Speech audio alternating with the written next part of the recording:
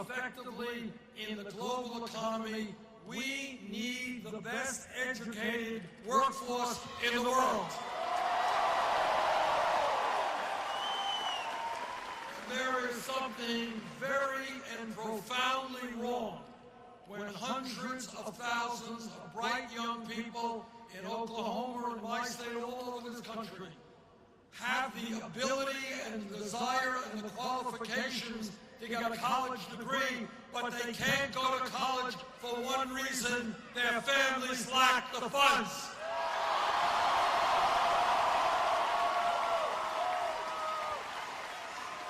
That is unfair to those young people, and it is unfair to the future of this country. Now, 50, 60 years ago, you had a high school degree, you could go out and get a good job. Today, in many respects, a college degree is the equivalent of what a high school degree was 50 or 60 years ago.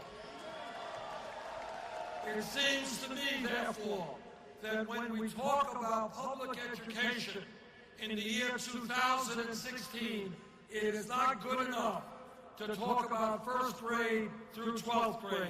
We have got to be talking about making public colleges and universities tuition free.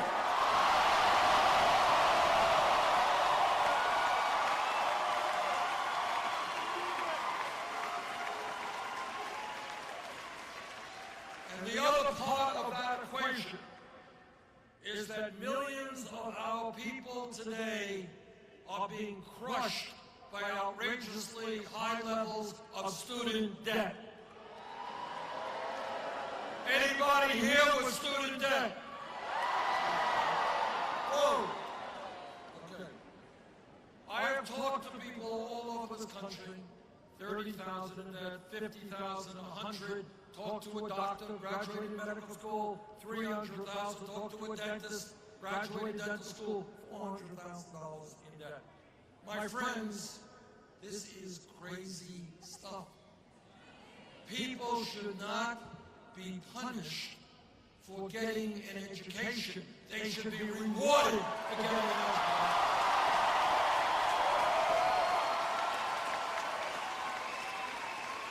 People should not be having to pay off student debt, 20, 30% of their limited income, paying off student debt for decades. Crazy stuff. So what we are going to do is to allow people who have student debt to refinance their loans at the lowest interest rates they can find.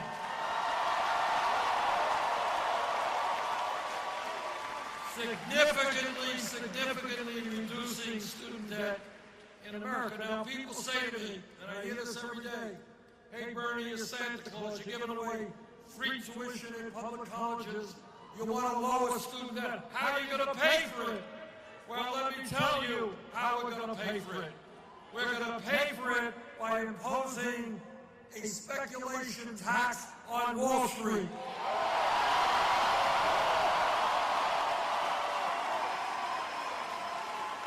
When Wall Street crashed this economy, they got a bailout from Congress. Now it is their turn to help the working families of this country.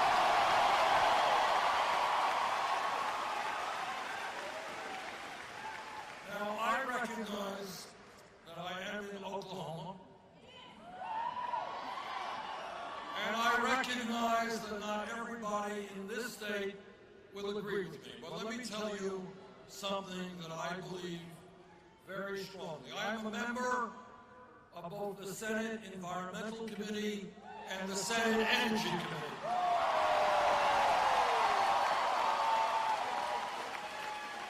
I have talked to scientists all over our country and all over the world. And here is the simple truth, although I know that not all of your elected officials in Oklahoma will agree. But here is the truth. And the truth is, climate change is real.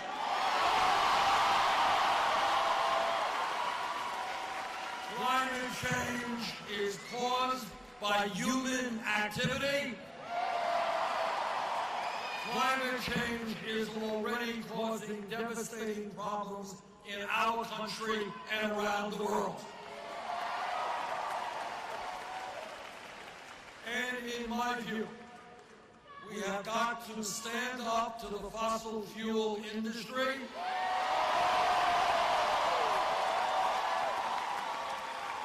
We have got to work with countries all over the world, Russia, China, India, other countries, to transform our energy system away from fossil fuel to energy efficiency and sustainable energy.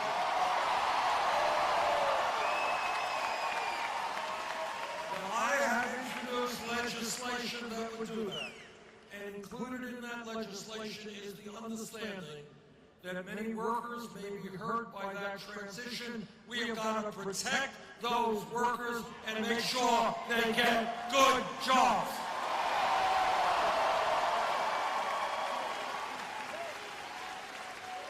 But at the end of the day, we have a moral obligation to make certain that the planet that we leave our children and grandchildren is a planet that is healthy and habitable.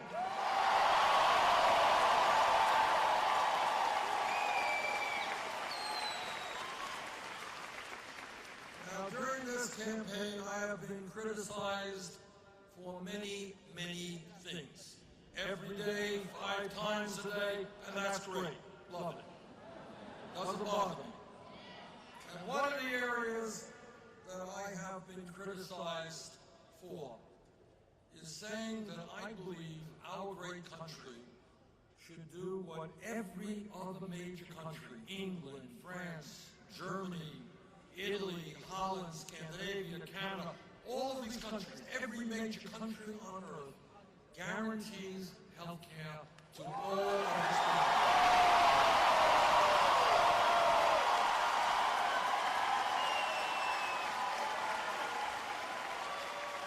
Today, despite the gains of the Affordable Care Act, and there have been many gains, and I helped write that bill, we still have a long way to go. 29 million Americans with zero health insurance, many of you underinsured with high deductibles, high copayments. And in America today, we pay by far the highest prices in the world for prescription drugs. We're getting ripped off by the pharmaceutical industry. Situation is so crazy that 1 out of 5 people who get a prescription from their doctors cannot even afford to fill those prescriptions. That's crazy. Now, that is why I believe that this country has got to move forward to a Medicare for all single-payer program.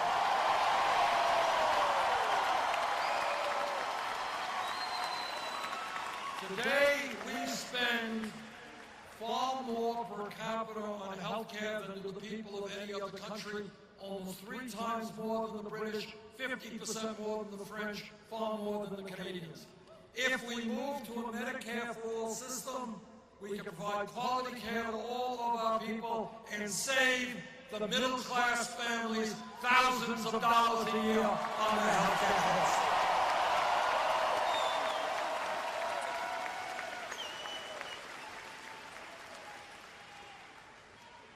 In America today and in Congress, we've got a major fight over national priorities.